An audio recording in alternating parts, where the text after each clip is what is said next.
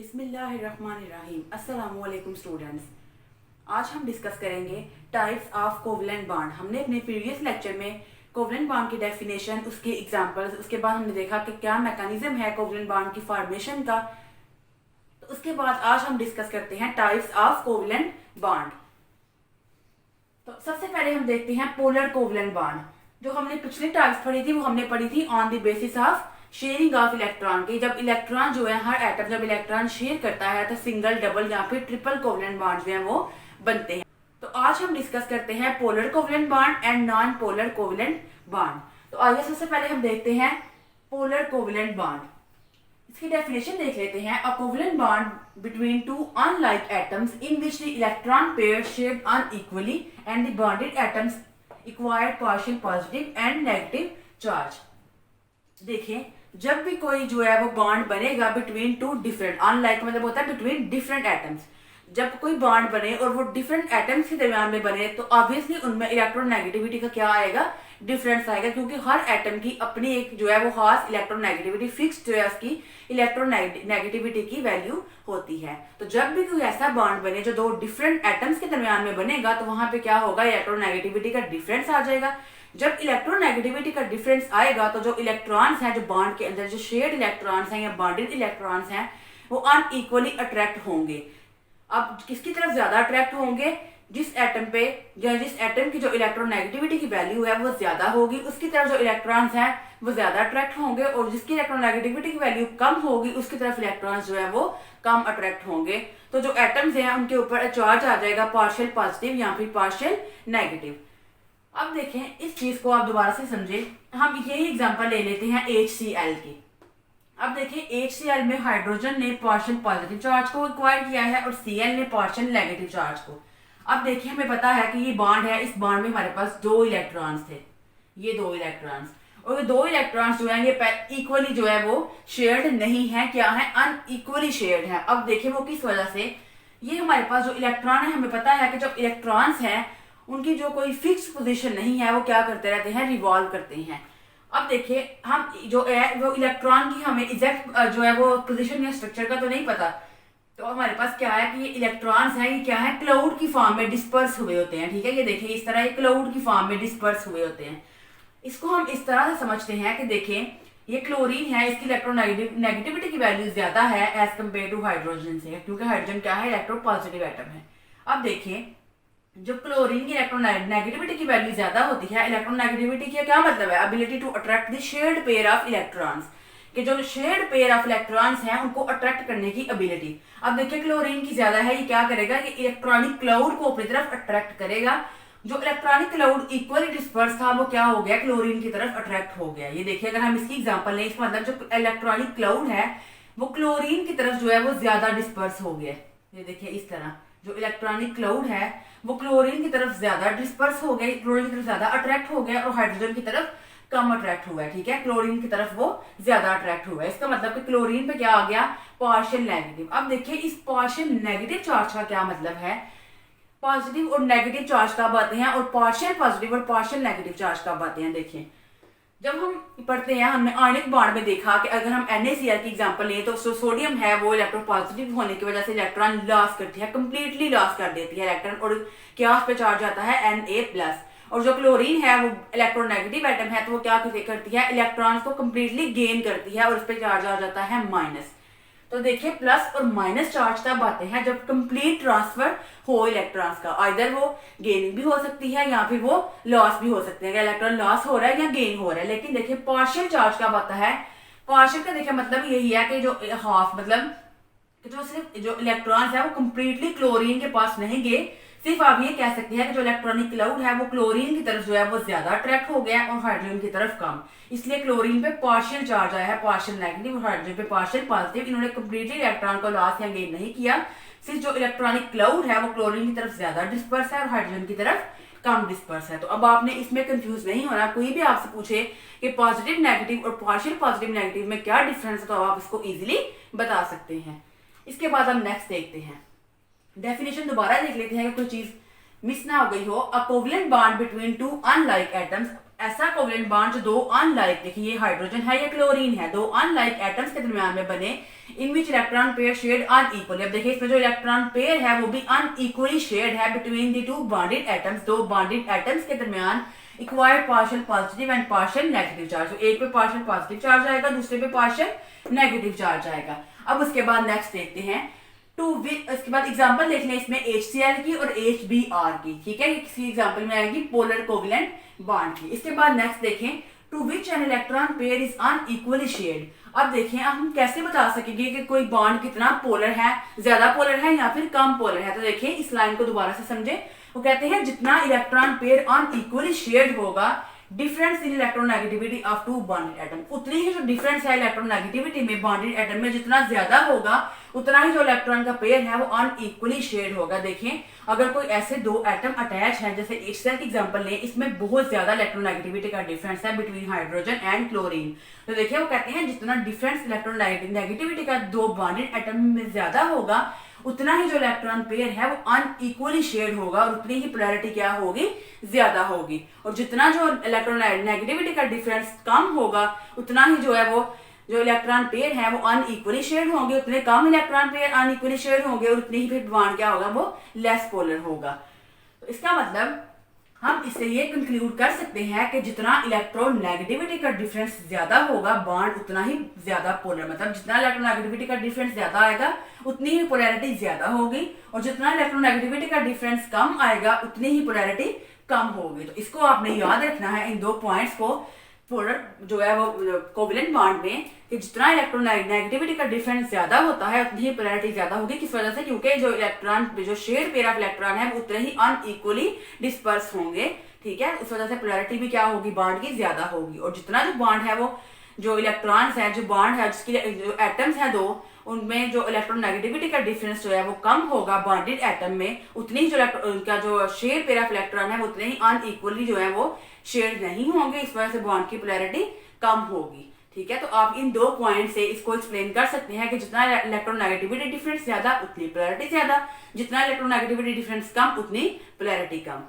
तो चलिए आइए अब नेक्स्ट देखते हैं conditions for a molecule to be polar. अब कौन कौन सी कंडीशंस हैं जिस तरह से मॉलिक्यूल जो है वो हम उसको पोलर कह सकते हैं। तो देखिए हमारे पास दो कंडीशंस हैं, there must be at least one polar bond और one lone pair on the central atom. अब देखिए वो कहते हैं जो फर्स्ट कंडीशन है हमारे पास वो क्या है कि there must be at least one जो है पोलर बॉन्ड, एटलीस्ट एक जो है वो पोलर बॉन्ड होना चाहिए, या फिर एटलीस्ट सेंट्रल एटम पे एक कोई ना कोई लोन पेयर जरूर हो। अब देखिए सेंट्रल एटम कौन सी होती है, जिसके साथ फर्दर आगे से सारे एटम्स अटैच होते हैं, उसको हम क्या कहते हैं, सेंट्रल एटम। जैसे कि देखिए हम बात करें H2O की, तो ऑक्सीजन उसमें क्या है, सेंट्रल एटम। CCl4 की बात करें कार्बन टेट्राक्लोराइड की, तो उसमें कार्बन क्या है, सेंट्रल एटम, वो क्लोरीन के साथ फर्दर आगे से क्या है, बॉन्डेड एटम है, आगे से फर्दर के साथ अटैच है, ठीक है। तो वो कहते हैं पहली कंडीशन क्या है, या तो कोई ना कोई पोलर बॉन्ड हो या फिर एटलीस्ट सेंट्रल एटम पे कोई ना कोई लोन पेयर हो। इसके बाद देखिए सेकंड कंडीशन क्या है, दी पोलर बॉन्ड्स, अगर polar bonds if there are more than one, अगर एक से ज्यादा पोलर बॉन्ड्स प्रेजेंट है, must not be so symmetrically arranged that their bond polarity is cancelled। अब देखिए वो कहते हैं अगर जो है वो पोलर बॉन्ड प्रेजेंट है और एक से ज्यादा पोलर बॉन्ड है, तो एटलीस्ट वो इस तरह सिमेट्रिकली अरेंज नहीं होने चाहिए कि उनकी बॉन्ड पोलैरिटीज एक दूसरे को कैंसिल कर दें, ठीक है, कि उनकी जो पोलैरिटीज है वो एक दूसरे के इफेक्ट को कैंसिल कर दे, इस तरह वो सिमेट्रिकली अरेंज नहीं होने चाहिए। तो ये हमारे पास क्या थी, पोलर बॉन्ड। इसके बाद अब हम ये दो हमने जो पढ़ी है कंडीशन, अब इन दोनों कंडीशंस को हम एग्जांपल के ऊपर जो है अप्लाई करके देखते हैं, इनको हम एग्जांपल्स के साथ समझते हैं कि किस तरह ये दोनों कंडीशन जो है वो अप्लाई होती हैं। उसके बाद स्टूडेंट्स हम एग्जांपल्स देखते हैं। सबसे पहले देखें, अगर हम एग्जांपल लें H2O की, वाटर की, इसकी स्ट्रक्चर देखिए कौन सी है, इसकी स्ट्रक्चर है एंगुलर। अगर हम इसकी स्ट्रक्चर ड्रा करें, ये ऑक्सीजन और यहाँ दोनों क्या एटम्स अटैच है, हाइड्रोजन। अब देखिए ये ऑक्सीजन पे क्या है, लोन पेयर्स, इसका मतलब कि ये ऑक्सीजन है इस पे लोन पेयर है, ये क्या है, हाईली इलेक्ट्रोनेगेटिव एटम भी है, तो ये इलेक्ट्रॉन्स को अपनी तरफ क्या करेगा, अट्रैक्ट करेगा, और यहाँ पे स्ट्रॉन्ग जो है वो डाइपोल्स जो है वो क्रिएट हो जाएंगे। इसका मतलब जो वाटर का मॉलिक्यूल है वो स्ट्रांगली क्या है, पोलर मॉलिक्यूल्स है। और दूसरा देखिए इसमें जो डाइपोल्स हैं वो अट्रैक्ट होंगे फ्रॉम हाइड्रोजन टू ऑक्सीजन। देखिए यहाँ पे जो डाइपोल्स हैं वो जो इलेक्ट्रॉन्स है वो कैसे अट्रैक्ट होंगे, फ्रॉम हाइड्रोजन टूवर्ड्स ऑक्सीजन। क्या है जो एरो की डायरेक्शन है जो एरो की डायरेक्शन है वो क्या है, सेम है दोनों का। देखिए hydrogen towards oxygen, hydrogen towards oxygen, ठीक है। दोनों की जो डायरेक्शन है एरो की वो क्या है, सेम है। इसका मतलब जो वाटर का मॉलिक्यूल है ये क्या है, हाईली पोलर मॉलिक्यूल है।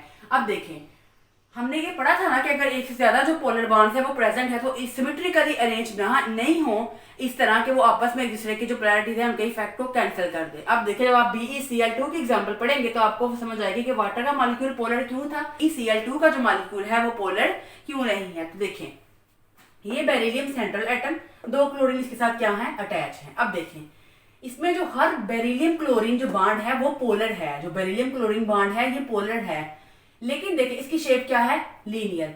लेकिन देखिए इसमें जो बॉन्ड डाइपोल्स हैं वो आइडेंटिकल इन मैग्नीट्यूड है और अपोजिट इन डायरेक्शन हो गए हैं। देखिए इसमें जो एरो है उसकी डायरेक्शन इस साइड पे है, इसमें जो देखिए आप ये समझ लें कि इसमें जो बेरिलियम है इसकी जो एरो की डायरेक्शन है वो कौन सी साइड पे है, लेफ्ट साइड पे। इसमें जो बेरिलियम है इसमें जो क्लोरीन के एरो की डायरेक्शन है क्लोरीन की तरफ वो कौन सी साइड पे है, राइट साइड पे। तो देखें कि अपोजिट हो गया है ना, लेकिन इनका जो मैग्नीट्यूड था वो क्या था, सेम था, लेकिन इनकी डायरेक्शन अपोजिट हो गई है।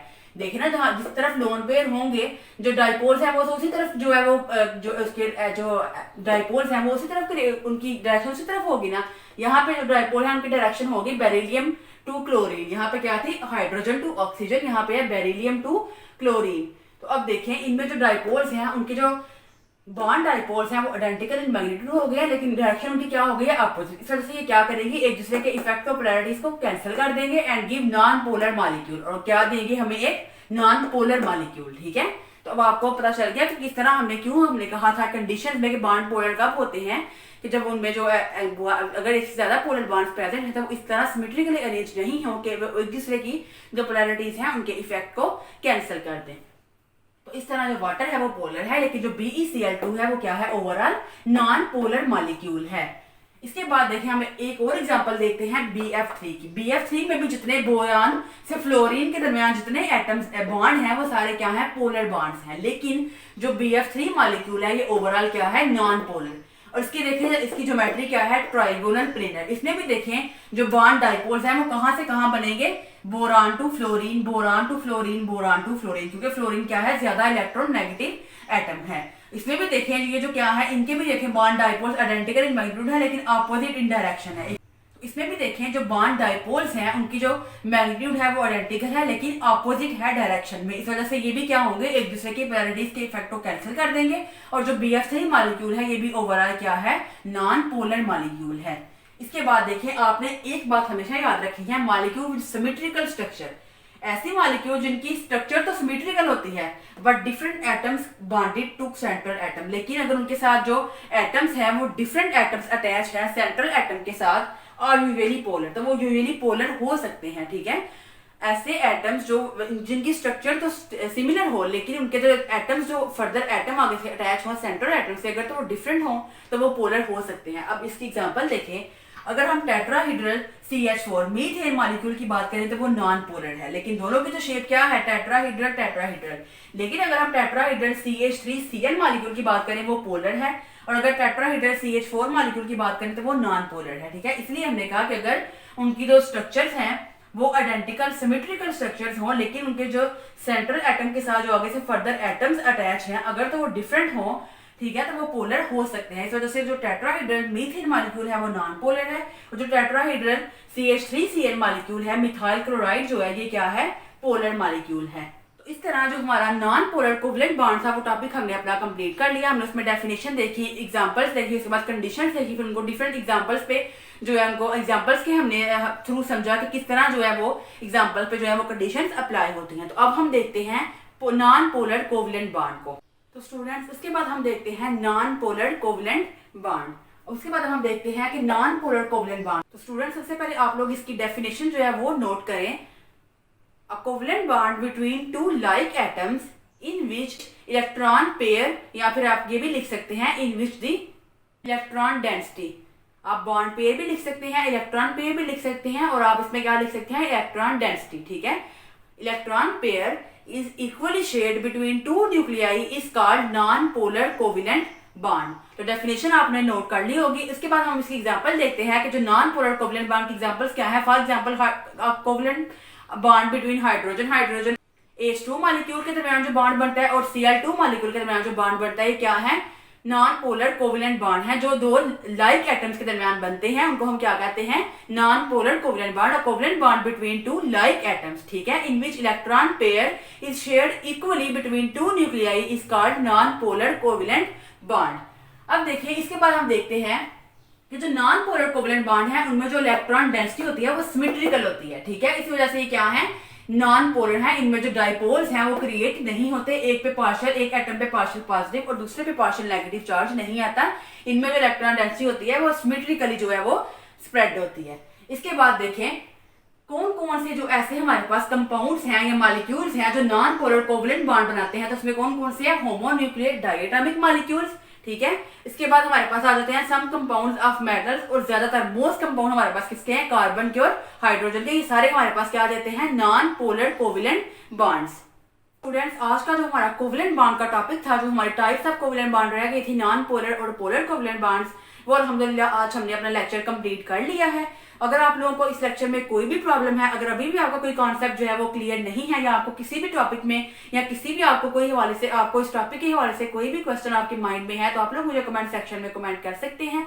अब इसके बाद इंशाल्लाह हम जो हमारा मोस्ट इंपॉर्टेंट जो पोर्शन है, जो टॉपिक है हमारा केमिकल बॉन्डिंग, जो थ्योरीज है केमिकल बॉन्डिंग की, एमओटी, वीबीटी, और उसके बाद जो हमारे पास है वेस्पर थ्योरी, अब इंशाल्लाह हम उसको स्टार्ट करेंगे। तो वो मोस्ट इंपॉर्टेंट थ्योरीज है इन ऑर्गेनिक केमिस्ट्री में, कि इन ऑर्गेनिक केमिस्ट्री का समझने कि वो इनका मेन जो इनमें इन ऑर्गेनिक केमिस्ट्री में एक मेन चीज है थ्योरीज, वो आपको मस्ट जो है वो आनी चाहिए। अगर आपको वो थ्योरीज नहीं आती तो आपको इन ऑर्गेनिक केमिस्ट्री भी नहीं आती। तो इस वजह से अब आप लोगों ने उन लेक्चर्स को अच्छे से जो है वो समझना है। तो इंशाल्लाह नेक्स्ट लेक्चर में अब हम उन थ्योरीज को स्टार्ट करेंगे। तो यहाँ तक अगर आप लोगों को कोई भी प्रॉब्लम है, कोई कंफ्यूजन है, जो हमने बॉन्ड्स पढ़े, आयनिक बॉन्ड पढ़ा, कोवेलेंट बॉन्ड पढ़ा, तो अभी तक अगर आप लोगों को इस टॉपिक में कोई भी कंफ्यूजन है तो आप लोग मुझे कमेंट सेक्शन में कमेंट कर सकते हैं।